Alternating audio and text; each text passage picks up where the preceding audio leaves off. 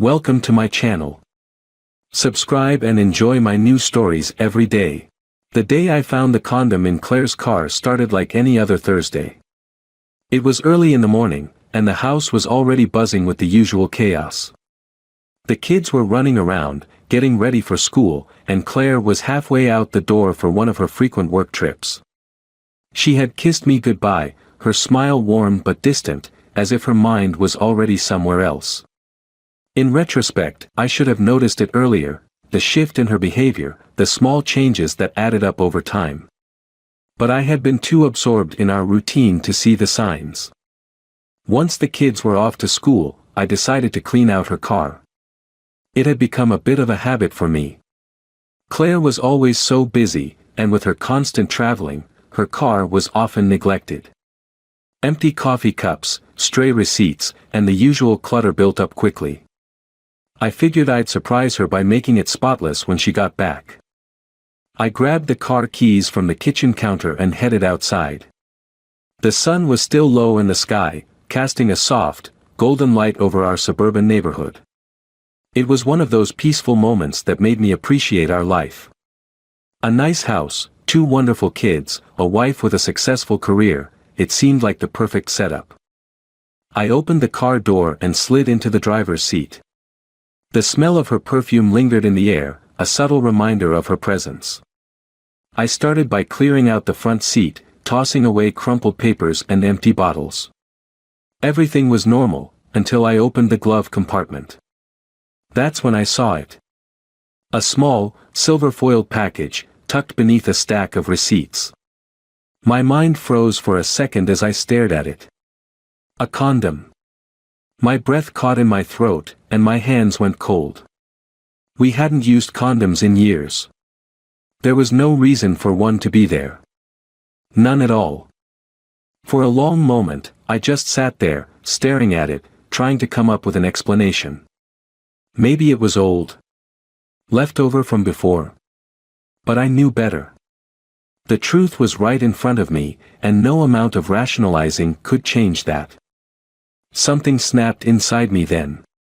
It wasn't anger, not yet. It was disbelief. A part of me still wanted to believe there was some logical explanation, some reason that didn't involve the obvious. But deep down, I knew. This wasn't a mistake. Claire was cheating.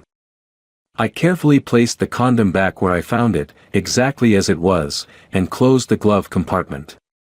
My heart was pounding, and my hands were shaking, but my mind was already shifting into problem-solving mode. This wasn't the time to react emotionally. I needed to think. I needed to know for sure. The rest of the day passed in a haze. I went through the motions, working, picking up the kids, making dinner, all while my mind was consumed with thoughts of Claire. I replayed every conversation, every moment over the last few months, trying to piece together the clues I had missed. The late nights at the office, the sudden business trips, the unexplained phone calls. It all made sense now, but I needed proof. I couldn't confront her without solid evidence. That night, after the kids were in bed, I sat down at the kitchen table and opened my laptop. My fingers hovered over the keyboard as I considered my next move. I knew her email password. It was something we had shared early in our marriage when everything was open between us. I had never felt the need to invade her privacy before, but now things were different. I typed in the password and hit enter. Her inbox popped up, filled with the usual work emails, newsletters, and junk mail. Nothing suspicious at first glance. But then, I saw a name that stood out. Jeremy. I recognized the name from her office. He was just some guy she worked with, or at least that's what she had told me. I clicked on the thread and started scrolling. At first, it was nothing. Work-related emails, discussions about projects, meetings. But then the tone shifted. The messages became more personal. They started joking about inside things, little references to moments I wasn't a part of. And then, as I scrolled further, I found it. The proof I had been looking for. "I can't wait to see you again tomorrow," one of his messages said. Last night was incredible. I stared at the screen, the words blurring as my vision darkened with rage. Last night. She had just come home from one of her business trips, claiming she had been stuck in meetings all day. But now I knew where she had really been. With him. The betrayal hit me hard, but I swallowed the anger. There was no point in confronting her now. Not yet. I needed more than just a few emails. I needed undeniable, inescapable proof. Something she couldn't deny or talk her way out of. Over the next week, I became a different man. Calm on the outside, but calculating on the inside. I started checking her phone when she wasn't around, scanning her text messages, looking for more evidence.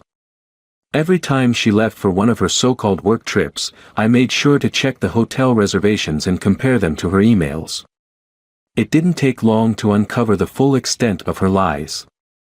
She had been meeting Jeremy for months, using her business trips as a cover to see him. The more I found, the angrier I became. But I didn't show it. I played the part of the loving, oblivious husband, biding my time. I needed to wait for the right moment, the perfect moment, to make her pay for what she had done. One evening, after she had come back from another one of her trips, I made my decision. I had gathered enough evidence, enough proof to destroy her world the same way she had destroyed mine. The divorce papers were already drafted and sitting in my briefcase, waiting for the right moment. She came home late that night, smiling like nothing was wrong. I could see the guilt in her eyes, the way she avoided looking at me for too long. But I didn't say anything. Not yet. Instead, I kissed her on the cheek and asked her how her trip was.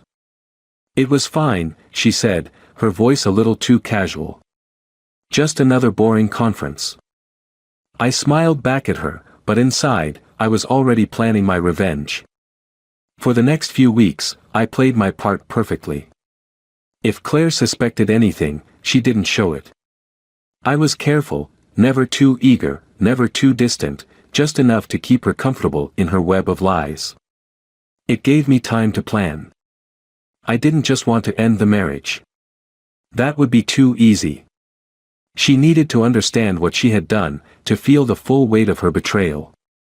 A simple confrontation wouldn't be enough, there needed to be consequences, lasting consequences. I needed to dismantle the life she had built, piece by piece, just like she had quietly torn ours apart. It wasn't just about me anymore. It was about our children, the future she had jeopardized. Every lie, every stolen moment with Jeremy was another crack in the foundation of the family I had worked so hard to build. I couldn't let her get away with it. The first step was preparation. I spent hours combing through her emails, her texts, even her work calendar. I matched every so-called business trip with Jeremy's schedule. It was all there, every hotel booking, every fake excuse. She wasn't even careful. She must have thought I'd never check, that I'd just trust her blindly like I always had. But trust was a thing of the past. I found an app that allowed me to clone her phone. Every text she sent, every call she made, it all came directly to me in real time. It didn't take long before I started to piece together their next rendezvous.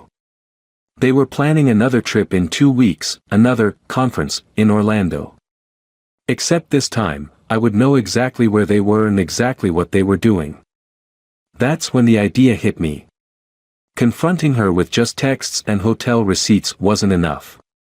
She could try to spin it, make excuses, blame it on feeling lonely or neglected. No, I needed something irrefutable. Something that would make it impossible for her to deny what she had done. I wanted her to see her own lies play out in front of her. One evening, after the kids were asleep and Claire had already gone to bed, I sat down at the kitchen table and started to make a list. A list of everything I needed to destroy her world. I contacted a private investigator the next day. I needed someone discreet, someone who could follow Claire and Jeremy on their little getaway without raising any suspicion. It wasn't cheap, but I didn't care. I'd already started moving money into a separate account, just in case things got messy. It wasn't about revenge anymore, it was about survival. I needed to protect myself and the kids from whatever fallout might come next. The investigator, a man named Scott, was professional, calm, and didn't ask many questions. He had done this before, too many times, I guessed. His voice on the phone was smooth, reassuring. "Just give me the details, and I'll take care of the rest," he said. I gave him everything. The hotel, the dates, even Jeremy's phone number. He would be there to capture it all, photos, videos, whatever it took to get undeniable proof. I imagined Claire's face when I would lay it all out in front of her, when she'd see the evidence of her betrayal right there in black and white. In the meantime, I continued to act normal. I took the kids to soccer practice, cooked dinner, helped with homework, and made sure everything at home felt stable and routine. Claire seemed distant, but that wasn't new. It wasn't like she was going to suddenly confess, especially when she thought she had covered her tracks so well. About a week before their trip, I saw a message pop up on Claire's phone while she was in the shower. It was from Jeremy. "Looking forward to seeing you again, babe. Can't wait for our little escape." I stared at the screen, my teeth clenched. The audacity of it, right in front of me. She was texting him from our home, our bedroom, while our children slept down the hall. I could feel my anger rising, but I swallowed it down. Not yet. Not until everything was in place. A few days later, Claire dropped a casual mention of her upcoming trip. "I'm heading to Orlando for that conference next weekend," she said over dinner. "It's going to be a long one, but I should be back by Tuesday." I nodded, not looking up from my plate. "Orlando, huh? Sounds nice." She shrugged, not meeting my eyes. "It's just work. Same old thing." I knew better, but I wasn't going to let her know that. Instead, I played along, even offering to take care of the kids for the weekend so she could focus on her conference. She smiled, grateful, and I felt sick. The morning she left, I kissed her goodbye as usual. She smiled that same distant smile and promised to call when she got to the hotel. I watched her drive away, my heart pounding in my chest. The moment I saw her car disappear down the street, I picked up my phone and called Scott, the private investigator. "She's on her way," I said. "I'll send you the details of the hotel again, just to be sure." Scott was already prepared. "Don't worry, we've got her. I'll keep you updated." For the next 3 days, I lived in a state of quiet anticipation. Scott sent me regular updates, photos of Claire and Jeremy checking into the hotel, grabbing dinner together, holding hands as they walked through the lobby. I could hardly believe it. Seeing the images made it real in a way that the texts and phone calls hadn't. She wasn't just lying, she was living another life. On the third night of her trip, Scott sent me the final piece of the puzzle. A video. Claire and Jeremy entering their hotel room together, laughing, touching, completely unaware that they were being watched. That was it. The moment I'd been waiting for. The moment I knew there was no going back. I downloaded the video to my laptop and stared at it for what felt like hours. I couldn't look away, even though it made me sick. This was the woman I had married, the mother of my children, and here she was, betraying me in the most intimate way possible. But I didn't feel pain anymore. I felt cold. Calculated. Ready. The moment she got home, I would end it all. But not just with words. Not just with accusations. I would destroy her carefully constructed world, the one she had built with lies and deceit. I had everything I needed, the evidence, the divorce papers, the lawyer on standby. I was ready. The day Claire came home was a quiet Sunday afternoon. The kids were out at a friend's house, giving us some time alone. I had deliberately planned it that way. I wanted to be face to face with her, just the two of us, with no distractions. I wanted her full attention when I tore her life apart. Claire walked through the door, carrying her suitcase and wearing a tired but satisfied smile. I couldn't help but wonder if that look on her face was because of her weekend with Jeremy, not from her conference. "Hey," she said, her voice light, almost cheerful. "How were things here?" I was sitting at the kitchen table, my laptop in front of me, the weight of what I knew pressing down on me like a physical force. I smiled, but it didn't reach my eyes. "Everything was fine," I said. "Kids are out at Sarah's house. Thought we'd have a little time to ourselves." Claire paused for a moment, her eyes searching mine, maybe sensing something was off, but she quickly brushed it aside. She walked over and kissed me on the cheek, her touch cold and mechanical, as if she were going through the motions. "That's nice. It'll be good to relax." She didn't notice the tension in the air. Didn't notice how my hands were gripping the edge of the table so tightly that my knuckles were white. I watched her as she moved through the kitchen, setting her things down, pouring herself a glass of water. It was infuriating how normal she acted, how completely oblivious she was to the storm that was about to break. I took a deep breath, forcing myself to stay calm. Now wasn't the time for anger. Now was the time for precision. "Claire," I said, my voice steady, "we need to talk." She stopped mid-sip, the glass halfway to her lips.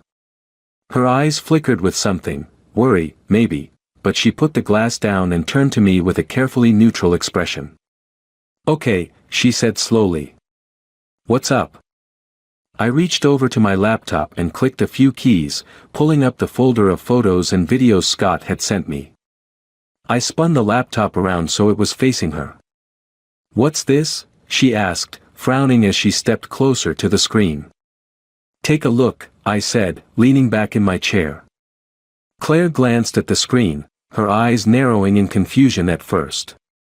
But as the images began to register, the photos of her and Jeremy walking through the hotel lobby, sitting together at dinner, holding hands, her expression shifted. Shock. Fear. Then panic. Her hand flew to her mouth, her face draining of color. What is this?" she stammered. "You know exactly what it is," I said, my voice cold, devoid of any sympathy. "I had you followed, Claire. I know about you and Jeremy.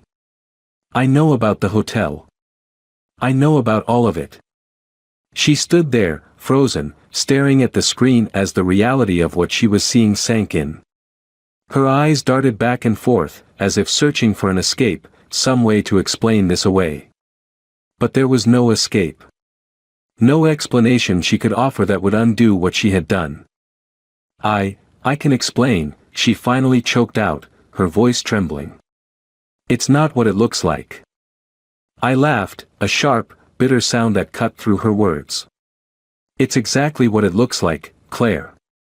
You've been lying to me for months. You've been cheating on me, sneaking around with him, using your work trips as cover." I leaned forward, my eyes locked on hers. "Did you really think I wouldn't find out?" She shook her head, tears welling in her eyes as she took a step back, away from the laptop, away from the damning evidence.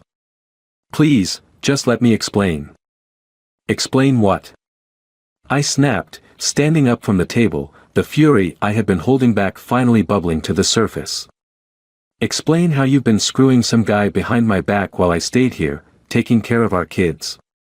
Explain how you've been lying to me, pretending everything was fine while you were sneaking off to hotels with him." Her tears were falling freely now, her hands trembling as she tried to reach for me. "I didn't mean for it to happen," she cried. He was there, and I jerked away from her touch, disgusted by her nearness. "Save it, Claire. I don't want to hear your excuses. I don't care why you did it. You destroyed everything we had. Everything." Her sobs filled the room, but I wasn't moved. Not this time. I had spent months being the fool, the man she thought she could manipulate, the husband she thought would never know. But now the tables had turned. I reached down and pulled a folder from the chair beside me. The divorce papers. I tossed them onto the table in front of her, the crisp white pages a stark contrast to the mess she had made of our lives. "I want you to sign these," I said, my voice hard. "You're going to pack your things and leave. You don't get to stay here anymore." Her eyes widened as she looked at the papers, her breath catching in her throat. What is this?" "Divorce papers," I said flatly. "I've already filed them. You're going to leave this house, and I'm going to raise the kids. You've lost everything, Claire." She sank into the nearest chair, her hands clutching the edge of the table as if she were trying to hold on to something solid, something real. "Please, Mark," she sobbed, "don't do this. We can fix this. I love you. I still love you."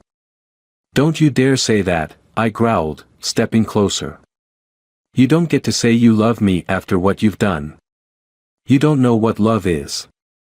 She looked up at me, her face streaked with tears, her expression desperate. "I made a mistake," she whispered. "I know I did, but please, we can fix this. I'll do anything." "It's too late," I said, cutting her off. "There's nothing to fix. You killed this marriage the moment you decided to cheat on me. I don't trust you. I'll never trust you again." For a moment, we just stood there in silence, the weight of the truth settling between us. Claire's sobs had quieted, and she sat there, broken and lost, her eyes staring blankly at the divorce papers in front of her. Finally, she spoke again, her voice small and broken. "What about the kids?" I hesitated for a moment, the only flicker of doubt I had felt in this entire confrontation. "The kids will stay with me," I said quietly. "You can see them, but they deserve better than to live in the middle of this." Her shoulders shook as she cried harder, her head hanging low. "Please," she whispered, barely audible, "please don't take them away from me." I wanted to feel sorry for her. I wanted to feel something, anything. But all I felt was numbness. This was the woman I had loved, the mother of my children, and she had torn our family apart for some affair. There was no going back from that. "I'm sorry, Claire," I said, my voice empty. "But this is the end." She didn't respond. She just sat there, staring down at the divorce papers, her tears falling onto the pristine white pages, smudging the ink with her despair. And for the first time in months, I felt free. The house was quiet after Claire left. I watched from the window as she drove away, her car disappearing down the street in the fading evening light. I didn't feel triumphant, or even relieved. The numbness I had felt during the confrontation still clung to me like a second skin. The silence of the house, the emptiness, was almost suffocating. I turned away from the window and glanced back at the divorce papers still lying on the kitchen table. She hadn't signed them yet, but it didn't matter. I had filed them already. It was only a matter of time before everything was finalized. Claire's pleading, her tears, none of it had reached me. I had been too far gone, too cold, too hurt to care. The kids came home later that evening. They were loud, full of stories from their day, and I tried my best to engage, to be present. But they knew something was wrong.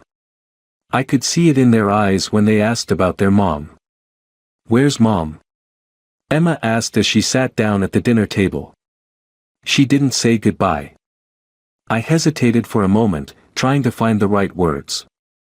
"She's gone away for a little while," I said carefully. "We'll talk more about it soon, okay?" Emma and Daniel exchanged worried glances, but they didn't press. They were too young to understand the full weight of what was happening, and I wasn't ready to explain. Not yet. That night, after I tucked them into bed, I sat alone in the dark living room, staring at nothing in particular. The house felt hollow, like something essential had been ripped away, leaving only an empty shell. I had won, hadn't I? I had gotten the revenge I had planned for, gathered the evidence, confronted her with it, and watched her life fall apart. So why did I feel so empty? I glanced at my phone. It was late, and the house was still. But something was nagging at the back of my mind. Something unresolved. I pulled up Scott's number, the private investigator, and hesitated. I hadn't heard from him since he sent me the final video, but there was a strange unease growing in me, a feeling I couldn't shake. I dialed his number.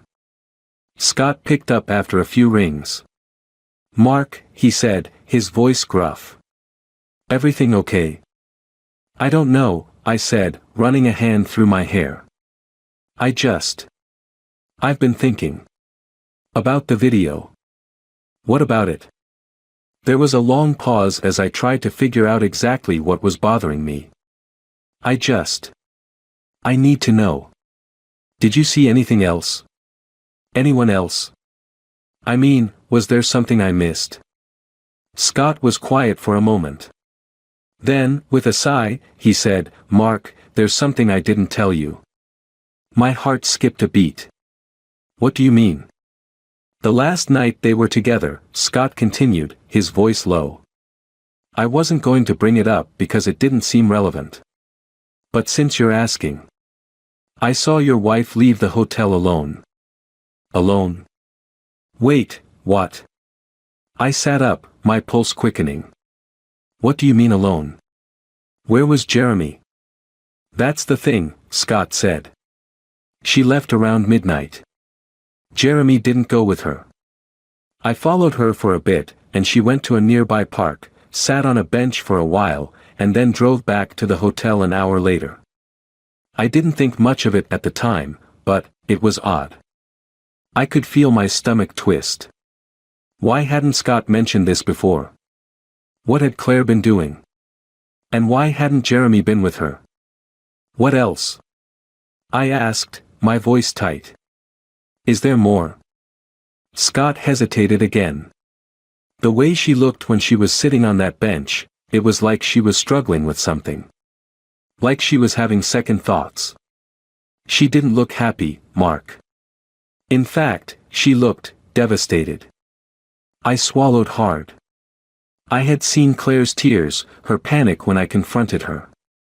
But I had assumed it was guilt, fear of being caught. Now, hearing Scott's description, something in me shifted. Had she really been struggling with what she was doing? Was it possible that she had been conflicted about the affair all along? I thanked Scott and hung up, my mind racing. Claire had betrayed me, there was no question about that. But suddenly, I wasn't sure if the situation was as black and white as I had made it out to be. Had I missed something? Had I been so focused on revenge, so determined to punish her, that I had ignored the possibility of her regret? Her guilt? Unable to sleep, I decided to check something I hadn't thought to look at before. I opened my laptop and logged into Claire's email, something I had avoided since gathering the initial evidence. I went straight to her drafts folder, hoping to find something that might give me answers. And that's when I saw it. An unsent email.